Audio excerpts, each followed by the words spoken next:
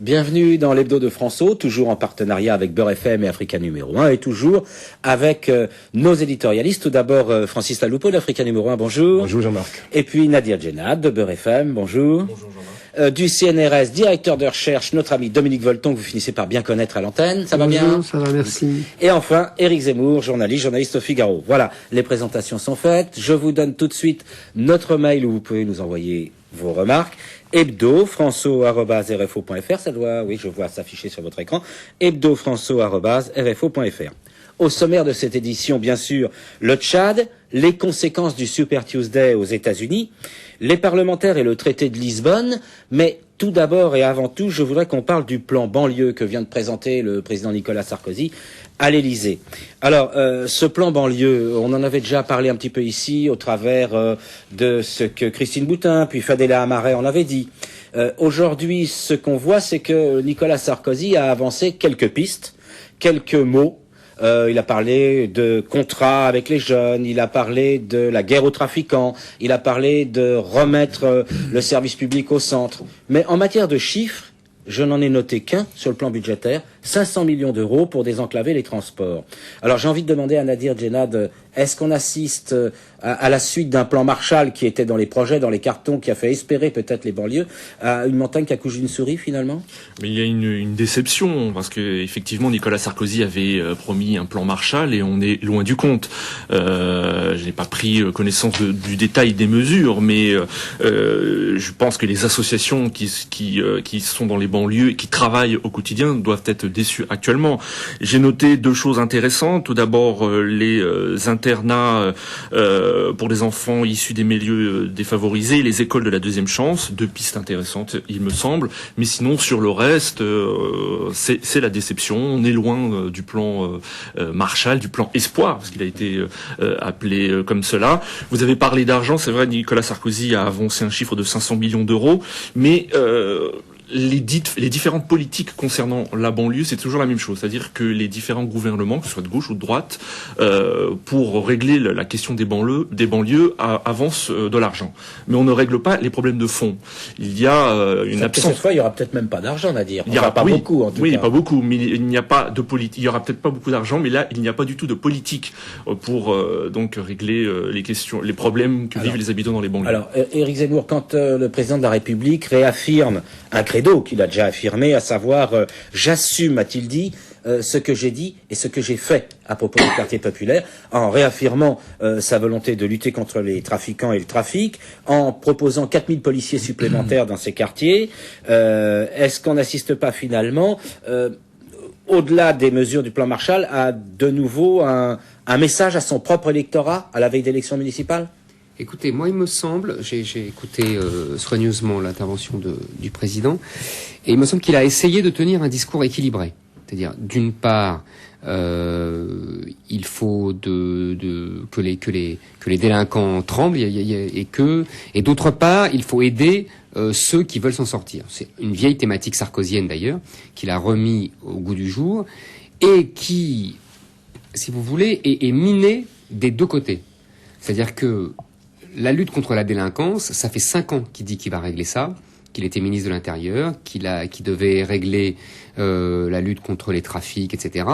Je pense que s'il n'y arrive pas, ce n'est pas seulement parce qu'il ne met pas les moyens, il va encore rajouter des policiers, je pense parce qu'il y a un problème structurant qui est double, et qui est que, contrairement à ce qu'on prétend, ce n'est pas seulement une petite minorité, évidemment, que les délinquants c'est toujours une petite minorité, mais dans l'histoire c'est toujours une petite minorité qui agit, mais que l'économie souterraine structure beaucoup de quartiers et va bien au-delà de ces bandes de délinquants, et que deuxièmement, dans une économie, je pense que c'est une des contradictions majeures du sarkozysme, dans une économie mondialisée, il est très difficile de trouver des emplois dans les pays riches, des emplois médiocrement qualifiés, si j'ose dire, et donc qui sont pris ailleurs, qui sont dans les délocalisations, ou alors on fait venir, vous voyez, des immigrés, comme ça se passe pour le bâtiment, la restauration,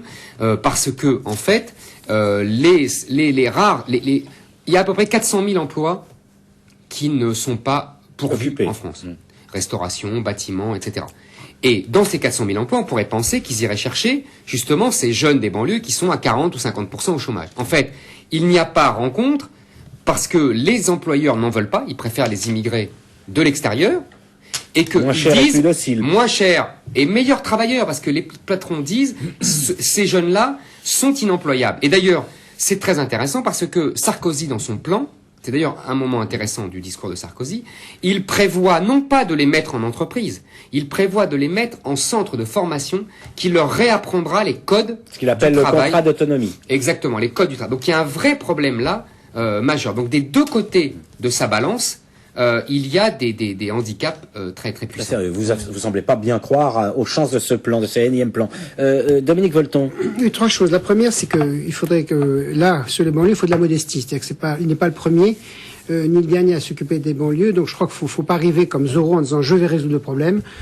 Si jamais on n'arrive pas à résoudre la question des banlieues, c'est que c'est évidemment extrêmement compliqué. Donc je trouve qu'il faut être plus modeste, surtout quand on fait un plan qui est finalement limité. Bon, première chose. Deuxième chose, il faut arrêter, et je pense qu'on s'en sortira pas autrement, de stigmatiser la problématique des banlieues. Autrement dit qu'on parle des banlieues, c'est-à-dire qu'on considère que les banlieues, c'est pas la société française. Pour être tout à fait honnête, il a parlé de quartier populaire. Oui, mais attendez. Le mot banlieue est plutôt dans ma bouche que dans la sienne. Non, mais quartier populaire, par définition, ça veut dire qu'on accepte une logique de dichotomie de la société avec une logique de ghetto. Donc si on veut parler des quartiers populaires, on parle de la société française. Et on tombe là sur la contradiction numéro 1 qui est la sienne depuis le début, c'est qu'il a une politique répressive sur le caractère multiculturel de la société française, alors qu'en fait, la richesse de ces quartiers dits populaires, c'est naturellement qu'ils soient multiculturels. Donc on peut pas à la fois dire, je vais continuer ma politique de répression, et ne pas reconnaître qu'en dehors de la nécessaire répression qu'il y a, par définition, là comme ailleurs, on pourrait parler de la nécessaire répression qu'il devrait y avoir dans les quartiers riches, dont on ne parle jamais, au lieu de dire, écoutez, c'est une richesse pour la France, le côté multiculturel de ces quartiers populaires. Non seulement ils n'en parlent pas, mais ils continuent de stigmatiser. Plus vous stigmatisez, vous permettez, plus vous stigmatisez, plus vous dichotomisez, moins vous pouvez en sortir. Et ce qui est en cause, en fait, dans la crise des banlieues ou des quartiers populaires, peu importe la périphérie que l'on dit comme mot, c'est qu'en fait, l'ascenseur social, culturel de la société française ne marche plus depuis au moins 30 ans. C'est ce qu'il constate aussi, il l'a dit dans son discours. Mais à ce moment-là, on prend le problème aux racines, et c'est-à-dire, on admet qu'on est une société ouverte, on admet qu'on a raté de la France qui est une chance, on reconnaît un certain nombre d'échecs, et là, à ce moment-là, on prend des mesures non pas pour les quartiers dits populaires, mais pour l'ensemble de la société française. Alors, là, vous avez donc un changement d'angle et de paradigme. Alors, on va continuer parce que Dominique Volton fait là allusion peut-être à la partie du discours de Nicolas Sarkozy où il a insisté sur la diversité avec la présence de ministres comme Fadela Amara, Rachida Dati. C'est en tout cas ce dont il a parlé, et en disant qu'il souhaitait que dans le service public, il y a une présence plus grande de la diversité, que c'était essentiel à la reconnaissance. Oui, mais en même temps, vous ne pouvez pas dire ça alors, et avoir une position anti-immigrée à ce point-là. Je cite ce qu'il a dit. Francis Taloupo, un petit mot à ce sujet. Ensuite, je crois, Nadir et Éric Zemmour. Par rapport à ce que vous venez de dire, je vais répondre, je vais dire, ça va mieux en le disant. Je pense que c'est important de le dire et de le souligner, la question de la diversité. Mais Dominique Volton a raison. C'est vrai que on ne peut pas d'un côté avoir ce discours, parce qu'il y a toujours ce paradoxe permanent sur lequel se fonde le discours. C'est-à-dire, d'un côté, effectivement, on fait la promotion de la diversité, de l'autre côté, il y a un discours qui est répressif et qui stigmatise justement cette diversité-là par ailleurs, en tout cas dans l'inconscient collectif. Le fait qu'il n'y ait pas beaucoup d'argent, je prends quelques notes comme ça, je dirais, sur ce plan, que je ne vais pas commenter, parce qu'il faut laisser à un plan toutes ses chances de réussite. Hein. Je veux dire, l'important c'est que ce plan existe, il a le mérite d'exister. Le président Sarkozy prend ce plan en charge comme étant un challenge, je dirais presque personnel, hein, un défi personnel. Et donc, il faut laisser à ce plan toutes ses chances de réussite. Le fait qu'il n'y ait pas justement des annonces de sommes extraordinaires sur ce plan, c'est moins qu'on puisse dire. C'est plutôt une bonne nouvelle, je veux dire, parce que on sait que par le passé, les annonces de budget énormes, faramineux, ont toujours été la réponse définitive. Là, on peut pas dire, on n'a pas parlé de chiffres de manière importante.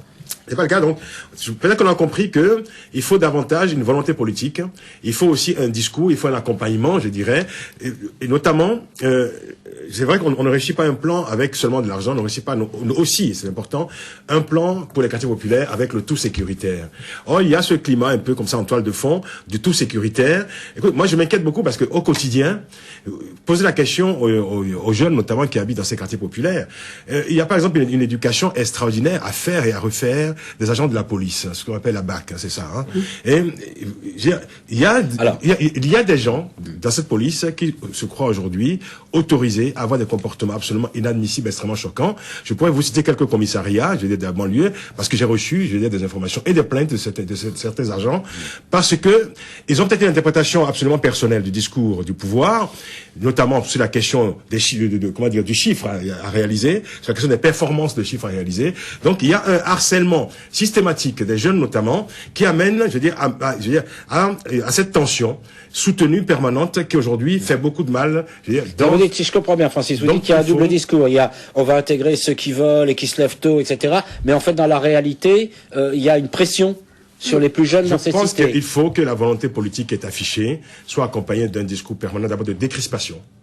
Un discours qui fasse tomber la tension entre notamment les jeunes de la banlieue et les forces de la police et les forces de l'ordre.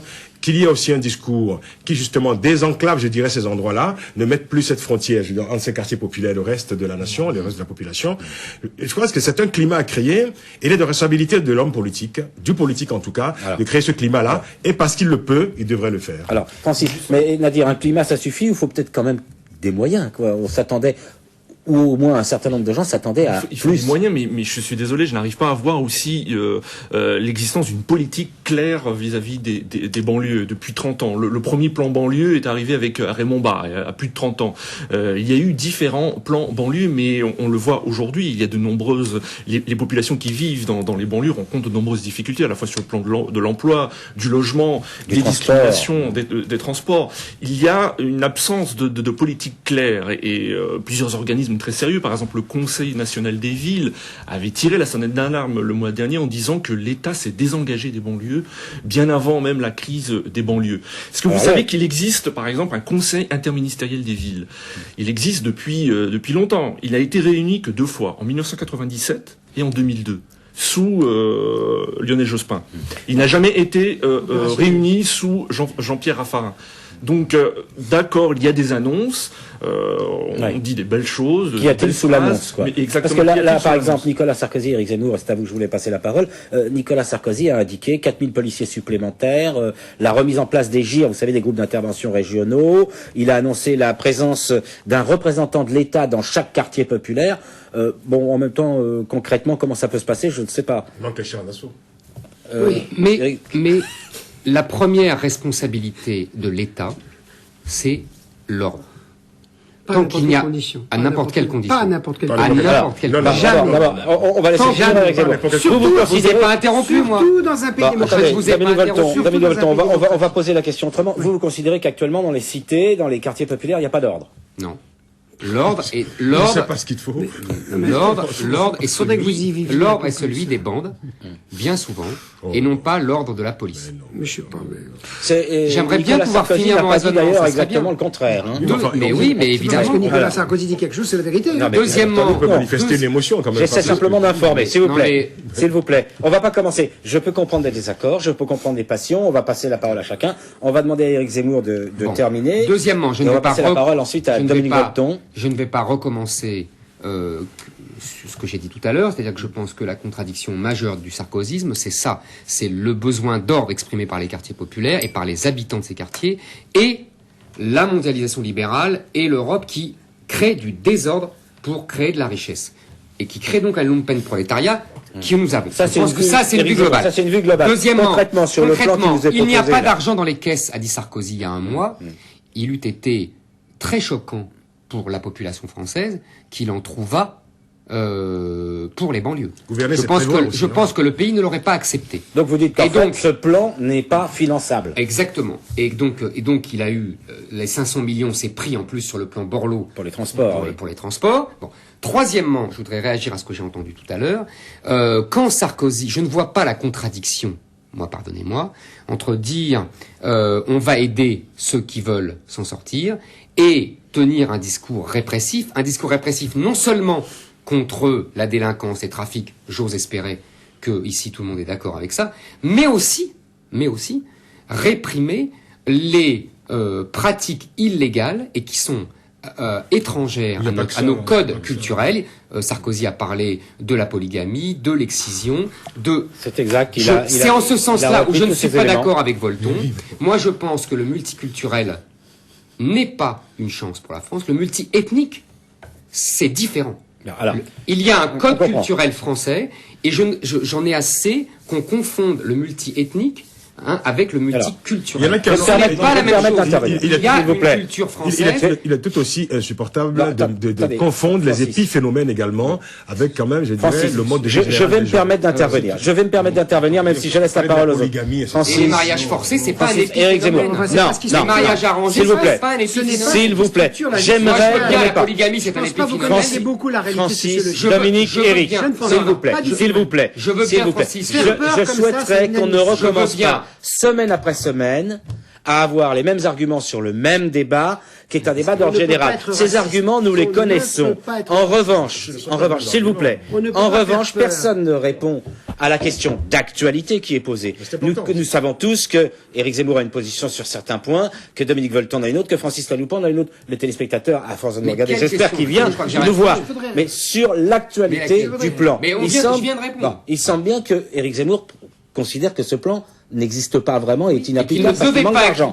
pour des Bon. raisons financières et politiques. J'ai Voilà. répondu. Bon, alors, ça y est, moi, ce que j'aimerais, c'est le point de vue Ouais, oui. de chacun d'entre vous rapidement, de Dominique Volton. Est-ce que c'est un plan qui sert à quelque chose? Est-ce que c'est un plan qui va exister? Est-ce que c'est un plan qui n'a aucun sens? Parce que sinon, on va continuer à se redire ce qu'on s'est dit. Attendez, la semaine avant. attendez. Premièrement, comme quelqu'un d'entre nous l'a dit, si un plan peut faire des choses positives, il faut le soutenir. Alors, est-ce que c'est le cas? Attendez, là on va voir. Moi, je voyais trois choses qui permettent de relativiser ça. Premièrement, on ne peut pas avoir un plan, que ce soit M. Sarkozy ou un autre, quand on a préalablement et simultanément une vision policière de la société et répressive de la banlieue et des quartiers populaires. Et comme il n'a cessé de rappeler, de continuer à vouloir faire peur, parce que penser que les banlieues, c'est l'excision généralisée, c'est n'importe quoi. Donc il faut sortir d'une vision qui fait peur et stupide comme ça. Premièrement. Deuxièmement, puisque la France est un pays et c'est une richesse à la fois multiethnique et multiculturelle, il faut avoir le courage, quand on est un politique national, de le dire. Troisièmement, quand on veut faire un plan 1 de plus, je pense que ce qui serait intelligent, quel que soit le politique au pouvoir, c'est de faire le bilan des précédents plans pour voir ce qui a marché, ce qui n'a pas marché. Autrement dit, les citoyens n'étant pas idiots, et le premier homme politique dira, écoutez, voilà ce qu'on a essayé de faire pendant 30 ans, voilà ce qui a marché, voilà ce qui n'a pas marché. Là, on dira chapeau. Et du coup, il dira, moi, j'essaie de faire ça en plus ou différemment. Et quatrième chose que je voulais dire, qui est fondamentale, cet homme, a priori, n'a pas la confiance, compte tenu de la vision qu'il a de la société répressive, dichotomisée, etc., n'a pas la confiance pour faire un plan comme ça. Le paradoxe de l'histoire, c'est que c'est peut-être, mais ce sera la véritable révolution mentale de son temps court de pouvoir, c'est qu'ayant les plus mauvaises conditions pour le faire, compte tenu de tout ce qu'il a dit, sur le racisme, sur l'exclusion, la vision policière de l'histoire, peut-être que là, il a une chance, et une seule, parce qu'il n'est pas crédible du tout là-dessus en ce moment.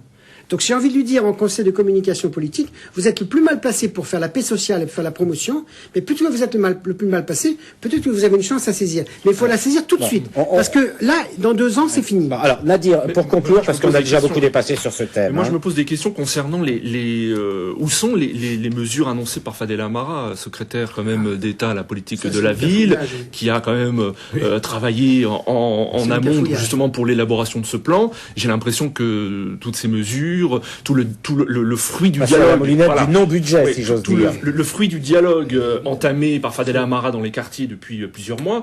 Donc tout ça est passé à la trappe et que finalement de ce plan, il ne reste que des mesures annoncées par Nicolas Sarkozy. Nicolas Sarkozy, on le sait, donc tient compte de son électorat. Nicolas Sarkozy qui est en baisse dans les sondages et donc c'est pour cela donc qu'il y a un volet Alors, Écoutez, moi, je sécuritaire suis beaucoup très heureux pour Fadela Amara. important. Parce qu'enfin, elle va pouvoir se libérer, s'affranchir de cette pression permanente qui pèse sur elle pour ce plan, ce suspense entretenu depuis des semaines. Elle va pouvoir enfin passer à autre chose. Elle aura certainement des Francis. nuits beaucoup plus longues et plus paisibles. On ne va pas, on lui fera passer le message de votre part, Francis. Votre sollicitude est très gentille. Alors, on va aborder un autre sujet parce que Dominique Volton, essayons d'aller un peu vite parce que là, on a vraiment déjà commencé à prendre beaucoup de retard. Alors, nous l'abordions en fin d'émission avec Francis justement la semaine passée, puisque nous découvrions juste au moment où nous enregistrions, la situation au Tchad. Elle a retenu l'attention en France comme en Afrique toute la semaine. Le pouvoir d'Idriss Déby a semblé un temps menacé par les rebelles. Je les appelle rebelles entre guillemets, hein, c'est comme ça qu'on les a appelés. Aujourd'hui, est-ce que Francis, vous pouvez nous faire un point pour nous dire où on en est vraiment des rapports entre les uns et les autres dans cette situation qui a paru changer, mouvante au cours de la semaine. Oui, on va essayer effectivement d'y voir un peu clair. C'est une situation effectivement difficile, affligeante même, je dirais, et qui montre malheureusement que rien ne change sous le soleil de ce qu'on appelait la France-Afrique. Vous savez, à la fin de la semaine dernière, quand les rebelles ont attaqué la capitale N'Djamena, et était tout près du palais présidentiel, on a pensé à un moment donné, compte tenu de la présence sur le terrain des forces françaises, une présence, je dirais, presque traditionnelle du dispositif épervier, on a pensé que la France, pour une fois, allait, être, une sorte de témoins, en tout cas de témoins distants, s'occupant éventuellement des questions humanitaires, s'occupant de l'évacuation des étrangers, des Français notamment. Et puis le dimanche, tout a basculé, c'est-à-dire que la France a clairement, manifesté son soutien à l'égard du président Idriss Déby, sous prétexte notamment, sous le motif notamment que M. Déby était un président démocratiquement élu. Alors je vais juste m'arrêter sur ce point parce que M. Déby n'est pas un président démocratiquement élu, il est loin d'être le parangon de la démocratie, de la vertu démocratique. Et si on fonde le soutien militaire, c'est important, militaire, à un régime qui est en guerre avec une opposition armée, sur un motif comme celui-là, cela relève pratiquement du mensonge d'État. Parce que M. Idriss Déby est un champion toute catégorie des fraudes électorales. Mais c'est un monsieur qui, en 2006, a modifié la Constitution contre l'avis de sa population, déclenchant le boycott de toutes les forces démocratiques du pays. Voilà ce monsieur aujourd'hui qui a quand même mis en prison les principales figures de l'opposition tchadienne. Pendant que la France apporte son soutien à M. Idriss Déby, M. Edgar Morin nous dit, par exemple, que on verra plus tard le cas de ces opposants qui ont été emprisonnés. À la fin de la semaine dernière. Alors, j'ai juste deux mots pour dire que, pour quand même préciser que nous avons affaire à un des régimes les plus honteux qui soit aujourd'hui sur le continent africain, et que la configuration qu'il y a aujourd'hui, cette complicité objective qu'il y a aujourd'hui entre la France et le régime Idriss Déby, rappelle les premières heures de la décolonisation. C'est-à-dire, ce sont des pratiques France-Afrique pas morte. Que l'on croyait révolues. Voilà, France-Afrique pas morte du tout. Et si aujourd'hui la France devait, éviter de créer des contentieux pour le futur avec le peuple africain, elle devrait peut-être se rapprocher davantage des régimes qui, dessinent l'avenir plutôt que ceux qui appartiennent au crépuscule d'une ère révolue. On comprend bien. Moi, j'ai une question à poser à Éric Zemmour. Est-ce qu'il pouvait en être autrement, sachant que la France et le Tchad ont des accords militaires et que, au cas où la France ne respecterait pas ces accords militaires qui sont déjà passés avec d'autres chefs d'État africains, une défiance se ferait vis-à-vis de pas mal d'États africains francophones vis-à-vis de la France. Il y a un vrai problème de raison d'État, là, qu'on peut peut-être évoquer. Moi, je suis vraiment en désaccord total avec ce que vient de dire Francis. Pourquoi ? Et je vais répondre bien parce qu'on est là pour en parler. Et je vais répondre à la question en même temps. Il y a un accord effectivement militaire entre la France et le Tchad, avec d'autres pays. Et je trouve, je ferai le reproche inverse que celui qu'a fait Francis. Je trouve que justement, Sarkozy, pour complaire aux Européens, pour complaire donc à cette opinion exprimée brillamment par Francis, a joué avec le feu. Je veux dire que pendant plusieurs jours, l'armée française est restée l'arme au pied. Elle a fait ce que lui conseillait Francis, c'est-à-dire elle s'est contentée d'évacuer les premiers jours. Elle a fait du renseignement beaucoup. Oui, d'accord. Mais c'est ce que j'appelle l'arme au pied, d'accord. Elle a renseigné, ok. Disons que dans un premier temps, l'armée française n'a pas joué un rôle publiquement en soutien. Elle a mis sa logistique. Pas publiquement. Réel, mais pas public. Discret. Et donc Sarkozy n'a pas osé lancer justement l'armée française dans ce combat, comme l'avait fait un Giscard dans les années 70, etc., justement au nom de ce que vient de dire Francis. Et puis, il est apparu que, finalement, c'eût été une catastrophe bien plus grande. La réelle politique à la française. Mais évidemment. Mais parce que Idriss Déby, moi je suis d'accord avec Francis, c'est pas un démocrate, c'est un corrompu, je suis d'accord, on est d'accord là-dessus, mais je m'en moque complètement. Qu'est-ce qu'il y avait en face ? Il y avait des gens soutenus par le Soudan, donc soutenu par le régime islamiste du Soudan, qui aurait, à partir du moment où le Tchad tombait, c'est, selon l'expression consacrée, le verrou de l'Afrique, toute la suite tombait. Mais non. Mais bien sûr que si. Mais bien sûr, laissez finir le raisonnement. S'il vous plaît. On laisse à chaque fois. Bon, alors, oui. Un verrou qui sautait, dit Éric Zemmour. Mais évidemment. Ensuite, et donc, je pense que Sarkozy, je répète, a joué avec le feu et qu'il a pris la bonne décision sur la fin et que on a failli perdre le Tchad Et je ne vois pas. Perdre le Tchad, c'est intéressant comme expression. Bien sûr. On a failli perdre le Tchad. Mais alors, on va demander à mais ce n'est pas parce que le Tchad est une propriété française. Pas du tout. Ce n'est pas parce que nous ne sommes plus dans un régime colonial que les rapports géostratégiques sont devenus naïfs et anodin. Il y a évidemment des rapports de force, il y a évidemment des rapports de puissance. Quand je dis perdre le Tchad, c'est comme si je disais les Américains demain perdront l'Irak ou ils ont perdu le Vietnam. C'est ça que je veux dire. Mais évidemment, il y a une armée d'occupation en Irak. Ce que je veux dire, c'est que non mais il y a une armée d'occupation en Irak. Ce que je veux dire, c'est qu'il faut pas être naïf. Évidemment qu'il y a des forts et des faibles. Évidemment qu'il y a. Il y a des peuples aussi. Mais je suis d'accord. Mais je te signale que les adversaires, les rebelles, comme on dit, je sais pas comment on peut les appeler, soutenus par le Soudan, d'après moi, ils seront pas plus démocrates et ils seront pas moins corrompus. Pas affirmer des choses comme ça. On va donner la parole à Nadir Djenad. Ensuite, attendez, à part Nadir Djenad. Président technique, s'il te plaît, Nadir. Francis, je vous trouve bien d'indiscipliné. Non, mais s'il vous plaît, non, mais c'est pour les téléspectateurs. C'est juste une précision technique. Eric a parlé d'accord de coopération technique. On parle bien d'accord de coopération technique et non pas d'accord de défense. Ce sont deux types d'accords totalement différents. Il y a des accords de défense. Non, on lance pas le débat là-dessus. Non, mais c'est important. C'est-à-dire que l'accord de défense, c'est en cas de menace venue de l'extérieur contre un pays que la France intervient. Les accords de coopération, venus de l'extérieur, menace venue de l'extérieur. Les accords de coopération, c'est simplement de coopération technique. Après ce détail ô combien important. C'est important parce que oui, c'est important, mais on peut estimer que le Soudan est un pays étranger. S'il vous plaît, je comprends bien ce que veut dire. On va demander à Nadir de s'exprimer. Il faut quand même rappeler que la chute d'Idriss Déby aurait remis en cause le déploiement de l'EUFOR, et c'est pour ça qu'à mon avis la France. Alors là, je m'arrête pour un point technique, Nadir. C'est la force. Que vous compreniez ce que c'est que l'EUFOR. L'EUFOR, c'est la force de l'Union européenne qui est censée s'interposer au Darfour de façon à éviter les malheurs du Darfour. Voilà, effectivement. Et pardon, cette force dépend aussi du bon vouloir d'Idriss Déby, puisqu'elle peut être accueillie à la frontière entre le Tchad et le Darfour, et une partie au Tchad. Effectivement. Voilà. Donc, si la France soutient donc le régime d'Idriss Déby, c'est à cause justement de l'effort de cette force, car les rebelles, on le sait, sont soutenus financièrement et militairement par le Soudan qui voit d'un très mauvais œil justement le déploiement de cette force aux portes du Darfour. Vous avez des affirmations définitives. La France porte à bout de bras cette force, l'effort. L'essentiel des soldats donc qui composent cette force donc est composé essentiellement de soldats français. Donc la chute, aux 2 tiers. La chute d'Idriss Déby, la France a tout intérêt à ce qu'Idriss Déby reste au pouvoir. Donc c'est pour ça que je suis d'accord quand on parle de raison d'État, mais il faut se rappeler que durant le week-end. Et cette raison d'État, d'après vous, n'est pas forcément criminelle et mauvaise à tout point de vue. En gros, si j'essaie de résumer. C'est la raison d'État. C'est un moindre mal. Voilà. On va laisser la parole à quelqu'un qui a été discipliné et patient, et ce n'est pas son habitude. Comme d'habitude.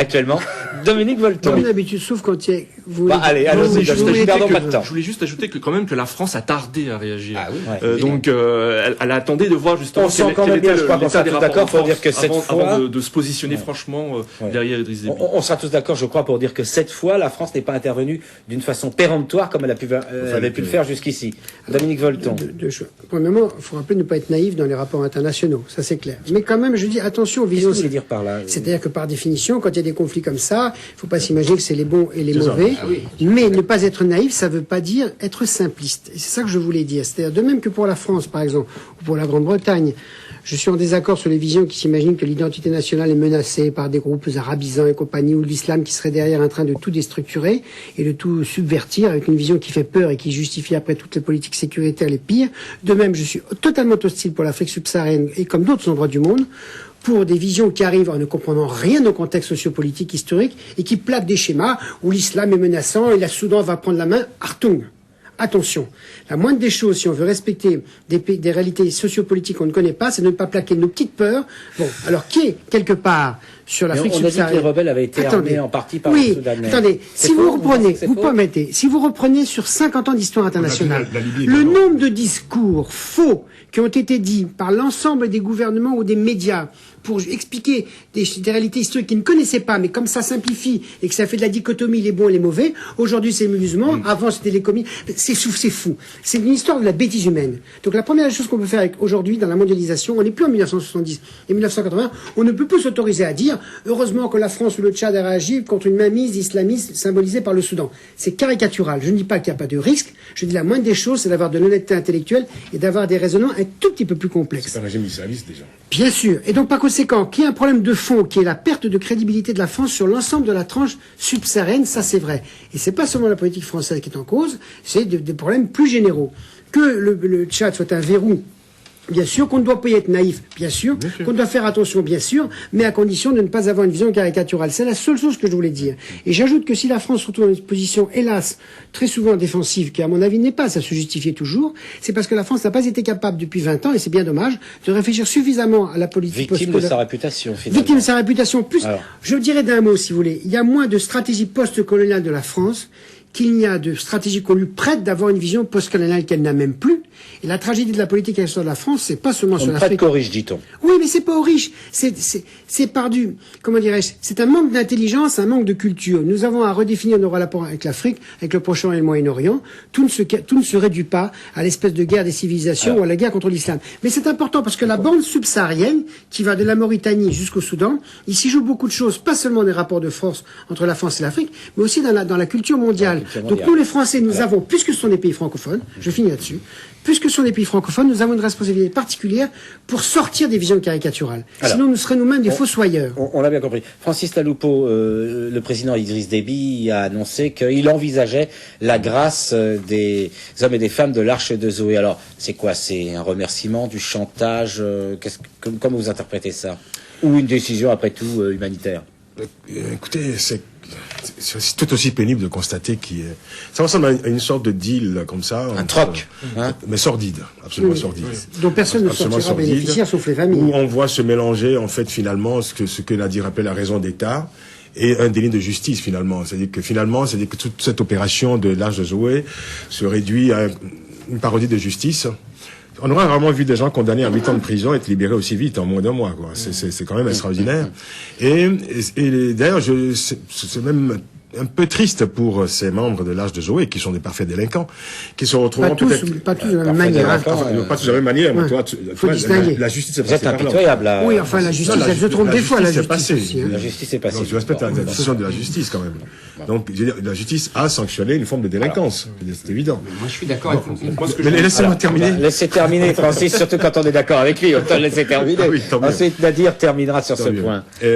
Parce qu'ils seront libérés dans quelques jours, et ce sera malheureux, quand même, qu'ils portent avec eux, je dirais, cette grâce d'un chef d'État qui est certainement l'un des plus fréquentables qui soit, des plus infréquentables. Merci. C'est très légèrement ironique de la part de Francis. Alors, pour finir, c'est vrai, est-ce qu'on prend en compte assez, est-ce que les commentateurs qu'on entend ici et là prennent en compte assez le malaise qu'il peut y avoir dans la population, ce trouble dans la population, cette confusion aussi entre une guerre, d'abord une guerre interne à un pays, entre des rebelles opposants qui ont leur raison, c'est-à-dire face à un chef d'État comme Idriss Déby, l'intervention de la France, qui est une intervention avouée tout en n'étant pas avouée, qui met d'ailleurs la France dans une position très difficile parce que vis-à-vis de pour le fort, par exemple, vous savez que l'Autriche, il y a certains pays européens aujourd'hui qui mettent en cause le fort parce que le fort ne peut pas se déployer. Si la France, par exemple, est impliquée, la France n'aurait plus tellement de rôle. Aujourd'hui, c'est derrière la France, ça, puisque le problème étant entre guillemets réglé. Le juge est parti, donc. Alors, l'affaire de l'Arche de Zoé, pour les gens, c'est une affaire qui a été très médiatisée, qui se retrouve aujourd'hui mêlée à une affaire d'État, de raison d'État. Côté sordide et un peu... de relations compliquées. Quoi. De relations compliquées et tout à fait embarrassantes entre la France et le Tchad. Et ce n'est pas... Enfin, la justice ne sera pas grandie, mais pour finir, pour les gens, ce que les gens retiendront, c'est la complicité, une fois de plus, entre la France et un régime qui nie sa justice, qui nie son opinion publique, et qui, je veux dire, associe la France à un gigantesque déni de justice. Alors, Nadir Djenad. Moi, je voudrais dire que s'il va y avoir une grâce, cela pourra avoir des conséquences néfastes à la fois pour Idriss Déby et pour la France. Pour Idriss Déby, c'est vrai que l'opinion publique ne comprendrait pas pourquoi Idriss Déby pardonne aux membres de l'Arche de Zoé. C'est vrai qu'on se souvient au moment où avait éclaté l'affaire, il y avait des manifestations et une colère donc à ce moment-là. Et pour la France, il faut quand même penser à ce qu'il reste des ressortissants français au Tchad. Ils peuvent faire les frais de cette grâce. Il peut y avoir des nouvelles manifestations anti-françaises, voire des violences. Donc c'est pour ça que je dis qu'il peut y avoir des risques à la fois pour Idriss Déby et pour la France. Alors, Dominique Volton, pour conclure, on a encore là dépassé notre temps. Oui, deux choses très rapidement. La première, c'est qu'il faut toujours faire attention dans ces pays à la fierté nationale qui existe. C'est-à-dire qu'il y a quand même eu le sentiment pour les Tchadiens que, quoi qu'ils disent, on leur donnait pas la crédibilité de critiquer, de condamner une ONG qui avait fait des erreurs. Donc, par conséquent, là, il faut faire attention. Si jamais il y a un sentiment de troc, je te protège militairement et après j'absous, ça ne fait que renforcer le sentiment tous pourri de la gribouille internationale. Donc, il faut faire attention. Culturellement, pour l'avenir, il y a eu un sentiment de viol, d'injustice de la part des Tchadiens, des autorités politiques, judiciaires. Donc, il faut tenir compte de ça. Par ailleurs, il y a des ONG, elles sont peu nombreuses, qui arrivent en terrain conquis et qui font ce qu'elles veulent. Et ça, on l'a vu là. Donc de ce point de vue-là, il faut qu'il y ait de la sanction. Et à l'intérieur de ces ONG, vous avez des gens qui n'ont pas le même niveau de responsabilité, parce qu'entre les dirigeants et les gens qui sont engagés là-dedans, donc si on est obligé de gérer ces trois logiques contradictoires. Un, on peut pas nier que les Tchadiens aient le sentiment qu'on a fait n'importe quoi chez eux. Deux, on peut pas nier qu'il y a certaines ONG qui considèrent qu'elles font ce qu'elles veulent sans avoir raconté. Et trois, qu'à l'intérieur de ces ONG, il y a des responsabilités de niveaux différents. Alors qu'après, on essaie de trouver une sortie politique peut-être, mais il faut pas l'abandonner à chaque fois ces trois données. Voilà. Sinon, ça se retournera une fois de plus, ce qu'on dit les uns les autres ici, sur le sentiment que les États se mettent d'accord entre eux sur des raisons d'État et que les peuples n'existent pas. Sur le dos des peuples, d'accord, voilà. Sur le dos des peuples. En fait. Ça serait très grave pour l'avenir. Justement.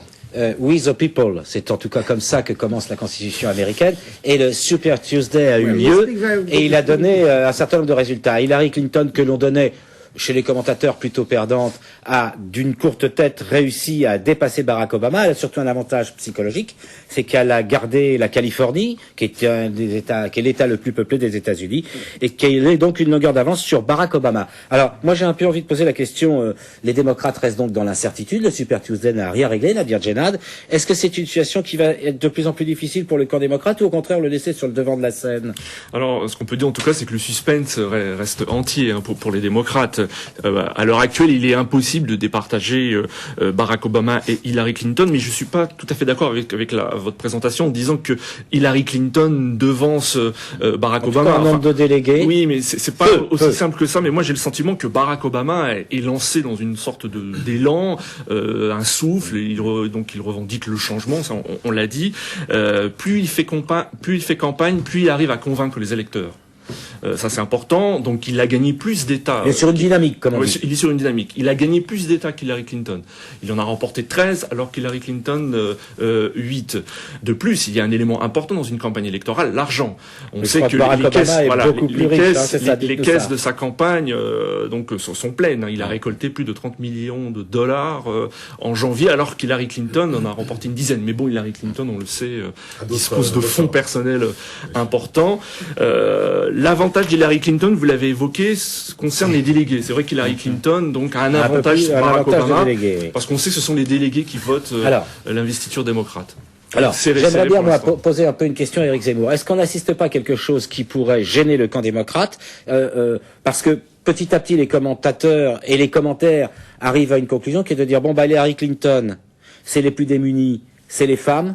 Et puis Barack Obama, c'est les jeunes des classes aisées, c'est les Noirs. Hillary Clinton, c'est les Latinos.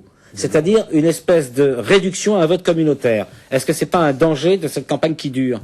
C'est une chance. C'est une chance, dit Francis. On va laisser Éric Zemmour répondre et ensuite on demandera à Francis ce qu'il en pense. Non, allons-y. Si Bolton veut répondre, je lui réponds. Si, c'est Éric. Et ensuite, Francis. Pas, moi. Non, mais moi, je pense que il y avait dans cette campagne au départ vous savez, les Américains, et d'ailleurs Nicolas Sarkozy aussi, règlent sur ce qu'on appelle aujourd'hui le storytelling. C'est-à-dire que chacun doit raconter une histoire, bien au-delà des programmes, des campagnes, etc. Et le storytelling d'Obama, c'était le gars issu de la mondialisation qui dépasse les clivages raciaux. Le candidat de tout le monde. Les clivages raciaux. Donc il ne se voulait pas le candidat des Noirs, justement. Il ne voulait pas être enfermé dans le candidat des Noirs. Hillary Clinton, son storytelling à elle, c'était évidemment l'émancipation de la femme qui rentre dans le monde politique et qui domine et qui dirige la première puissance mondiale. On voit bien ces deux storytelling progressistes, entre guillemets, qui se sont entrechoqués, qui se sont affrontés. Ce que je trouve intéressant, c'est qu'effectivement, le jeu de la campagne, la bataille de la campagne, a éclaté ces deux ces deux histoires, ces deux storytelling, et à ramener chacun dans un camp un peu étriqué, ouais, exactement, et un jeu racial. C'est Clinton qui a renvoyé, Bill Clinton, qui a renvoyé avec une habileté diabolique Obama chez les Noirs. Ah oui, c'est diabolique. Qui en a fait un candidat communautaire. Qui en a fait le candidat des Noirs, au départ. Qui ne voulait pas être au départ. C'est ça qui est surtout important. Il ne voulait pas être, c'était sa seule chance de gagner la présidentielle. C'est une bonne guerre, ça. Ah non, mais c'est ce que je dis. Attendez. Et deuxièmement, Hillary, qui était la candidate du mouvement des femmes, du progrès, etc., elle est devenue la candidate un peu conservatrice, un peu politicienne. Elle aussi, son storytelling a été brisé. Dernière chose, ce que je trouve intéressant, c'est que les deux candidats se réfèrent à Kennedy. C'est le grand mythe Kennedy, qui est l'équivalent de Reagan à droite d'ailleurs. À droite, chez les républicains, ils parlent de Reagan, et là, ils parlent de Kennedy. Et chacun a une branche de Kennedy. C'est-à-dire qu'Obama a pris le côté, on a les gars les plus brillants autour de nous, on est le renouvellement, etc. Et Hillary Clinton a pris le côté machine partisane, le côté un peu combine politicienne avec Bill, etc. Alors, et il y avait les deux dans Kennedy. Il y avait les deux. Alors moi, je voudrais, Francis, qui a interjeté, si j'ose dire tout à l'heure, en disant c'est une chance. C'est-à-dire que finalement, vous voyez la situation comment aujourd'hui? Parce que je vais vous donner un élément supplémentaire. En réponse à une question d'un journaliste, Obama a pour l'instant refusé d'envisager clairement un ticket Clinton-Obama. Pour l'instant. Alors, est-ce que c'est un aspect tactique ou est-ce que c'est autre chose? Mais pour l'instant, on en est là. Donc, on peut craindre, on peut constater peut-être que les semaines et les mois qui viennent vont creuser peut-être les divisions entre les deux candidats et leurs deux soutiens et leurs deux... Quel que soit le résultat, je crois que de toute façon, ça se fera au coude à coude, hein, dans un mouchoir de poche, comme on dit en sport, c'est ça. Mais est-ce que c'est bien de vous partager le point de vue d'Éric Zemmour qui dit que finalement, oui, il y a un candidat qui est devenu le candidat des Noirs et des jeunes aisés, puis une candidate... Malgré eux, peut-être. C'est pas ce qu'il a dit. Non, je dis. Il a dit en fait que stratégiquement, on a voulu renvoyer... Chacun et vous, qu'est-ce que vous en pensez? D'abord, beaucoup de gens vous diront aux États-Unis qu'Obama n'est pas que noir, il est blanc aussi, parce que ça met blanche. Donc, c'est une histoire qu'a vécu une chanteuse comme Billie Holiday. Voilà, c'est ça. Ni admis chez les blancs, ni admis chez les noirs. Parce que beaucoup de noirs considèrent Obama comme un blanc. Je veux dire, c'est beaucoup plus compliqué. Et paradoxe pour paradoxe, Madame Clinton ne recueille pas non plus les suffrages de toutes les femmes, américaines. Voilà. Oui, on peut dire ça. Pour aller vite. C'est une chance parce que les Américains le disent que c'est une chance pour eux d'avoir aujourd'hui ce profil de candidat. Pour la Maison Blanche, parce que c'est une femme, parce que c'est un homme issu des minorités, de la minorité noire, même s'il est métis, etc. Donc voilà, ça c'est un sentiment américain. Donc ce qui se passera, quel que soit le résultat, aujourd'hui nous savons très bien que ces deux personnalités concentrent en eux déjà l'histoire américaine. Parce qu'il ne s'agit pas simplement, je dirais... Vous excluez Jess McCann, par contre. Je pense que très rapidement, les Américains, une fois que les résultats... Il nous reste 10 minutes, 9 minutes. Une fois que les résultats seront proclamés, les Américains auront largement transcendé le clivage, ce que nous sommes en train de souligner ici. Parce que nous projetons souvent dans les États-Unis, je dirais, notre vision, notre perception de cette partie ici du monde. Mais pour les Américains, c'est beaucoup plus compliqué, enfin, beaucoup plus complexe. C'est-à-dire qu'aujourd'hui, ceux qui votent, par exemple, concrètement, je veux dire, pendant ces primaires, ne votent plus réellement, je veux dire, pour un noir ou un demi-noir ou pour une femme. Ils votent pour l'avenir de l'Amérique, tout simplement. Pour quelqu'un qui va occuper la Maison-Blanche pendant 4 ans, je veux dire, prochainement. Donc, pour eux, ce sont des enjeux réels. Et quand on dit souvent qu'on ne connaît pas les programmes de ces deux personnalités, parce qu'on ne s'y penche pas, parce qu'il y a un programme, il y a un discours. C'est une campagne de proximité extraordinaire. Mais on les connaît aux États-Unis. C'est une vraie campagne de proximité. Je veux dire, et de ce point de vue, les États-Unis sont en train de donner une belle démonstration de démocratie et qui devrait simplement susciter l'admiration. Bon, alors, Dominique Volton, il nous reste 8 minutes d'émission. Je voudrais aller dans ce sens-là, pour effectivement dire que les démocraties, c'est en général des petits États, pas très nombreux. Et ce qui est très intéressant avec les États-Unis, c'est que c'est immense, c'est composite, et que les stéréotypes qu'on a et les clichés qu'on a sur la société de la politique américaine évoluent beaucoup plus vite que ce qui nous reste en Europe. Et quand nous, les Européens, nous regardons une présidentielle, on le regarde avec énormément de clichés. Donc, deux choses à dire. La première, c'est qu'il y a des racines politiques beaucoup plus fortes qu'on ne le pense et plus complexes. Et c'est pas seulement blanc-noir, parce que ça a bougé sociologiquement différent culturellement.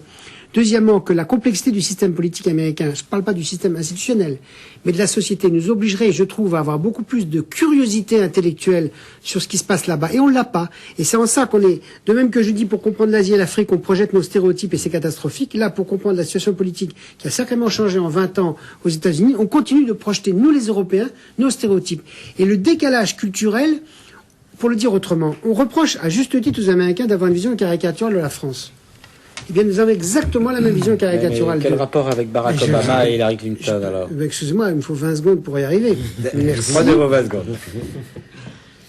Un raisonnement. Donc, les stéréotypes, ça veut dire que les stéréotypes qu'on a sur les deux ne collent pas ni sur elle ni sur lui. On a dit que finalement ce serait rien, et on vient de le répéter ici, les femmes et les latinos, pour elle et pour lui. Non, je pense que ça, si ça passe pour l'un ou pour l'autre, le candidat républicain, peut-être que le facteur H fait qu'il sera éliminé, oui. Mais c'est pas sûr encore, on n'en sait rien.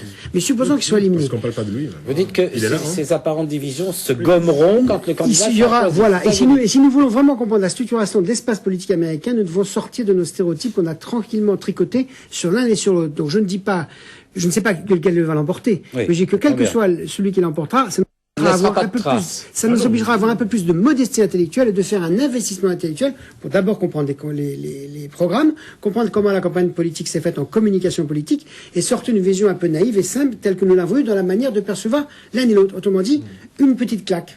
Bon, Éric Zemmour, finir sur ce point, puis je voudrais qu'on parle un peu du traité de Lisbonne après. Non, simplement pour dire que c'est bien de faire une intervention sur la complexité des choses, mais une campagne électorale, c'est aussi parfois très simple, et ça justement, ça simplifie. Pour une démocratie aussi géante, ça a besoin de simplification. Deuxièmement, je pense qu'on s'intéresse beaucoup en France à Obama et Clinton.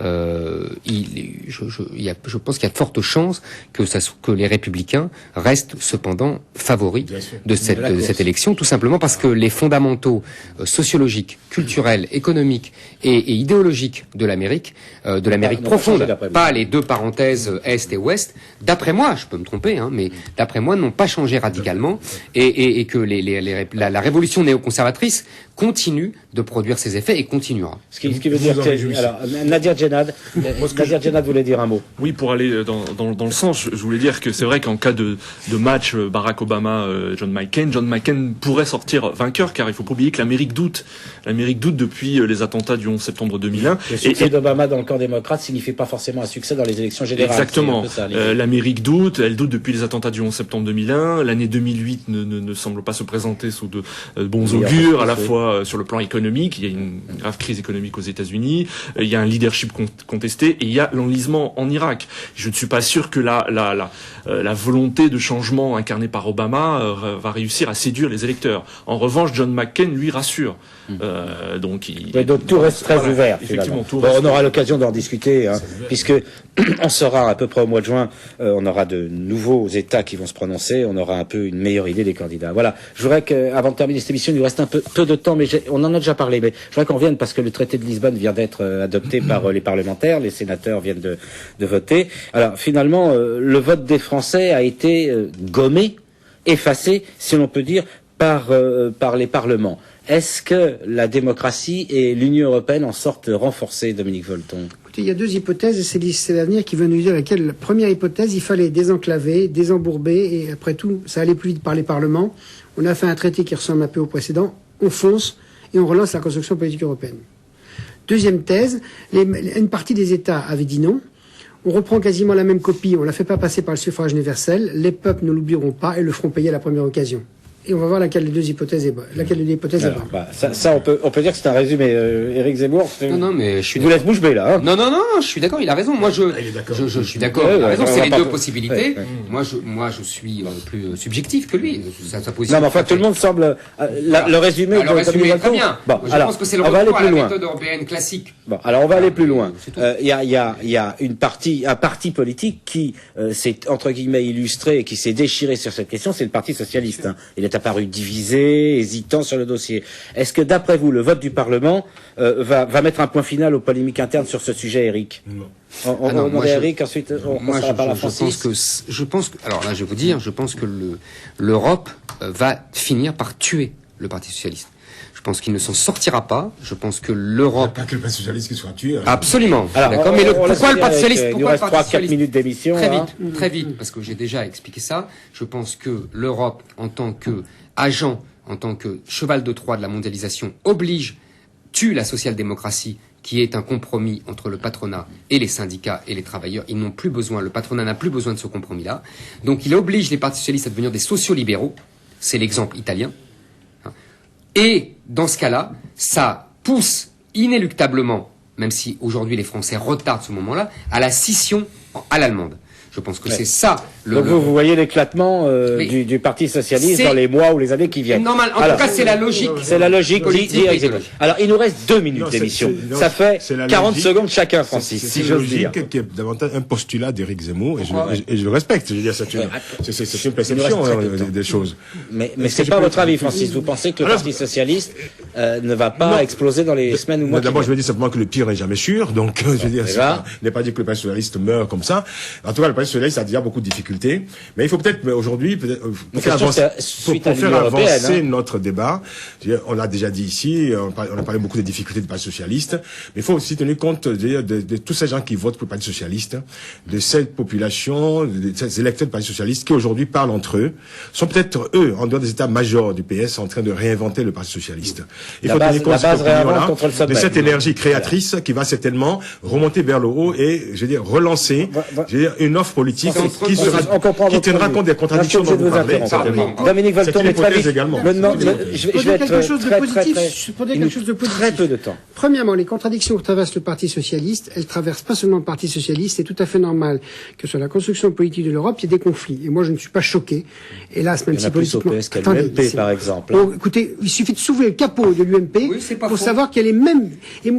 Attendez, deux choses.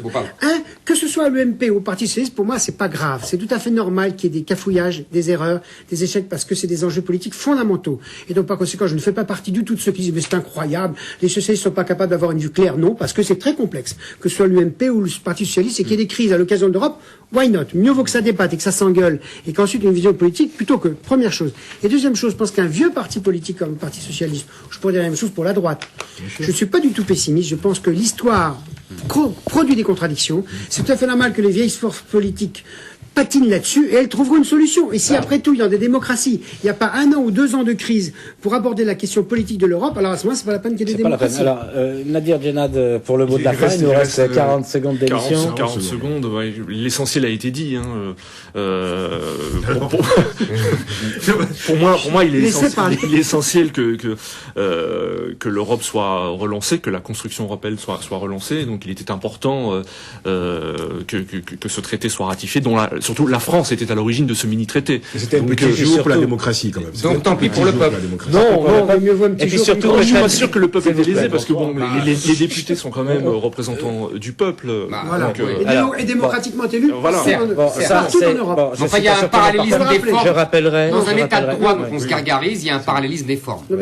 Je rappellerai quand même que la France ne va pas tarder à présider l'Union européenne et que peut-être ceci explique cela. Voilà, on a fini pour cette semaine, on a été un peu long, un petit peu brouillon parfois, mais c'est la passion qui nous anime.